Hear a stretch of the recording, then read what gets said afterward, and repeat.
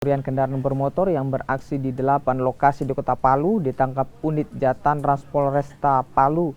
Satu di antaranya terpaksa dihadiahi timah panas karena berupaya kabur saat hendak ditangkap. Dalam menjalankan aksinya, para pelaku menyasar kendaraan tanpa pengawasan pemiliknya.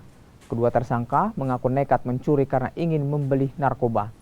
Atas perbuatannya, keduanya terancam hukuman maksimal 7 tahun penjara.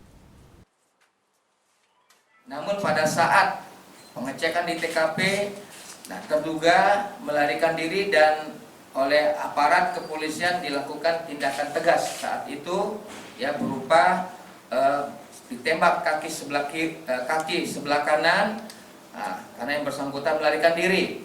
Dan sudah kita bawa, kita obati di Rumah Sakit Bayangkara. Nah, untuk pelaku yang kita amankan, yang pertama adalah Y, umur 18 tahun, agama Islam, alamat Jalan Kiai Haji Mas Mansur, Kota Palu. Yang kedua, nama N, inisial alias N, umur 26 tahun, agama Islam, alamat Jalan Domba, Kota Palu.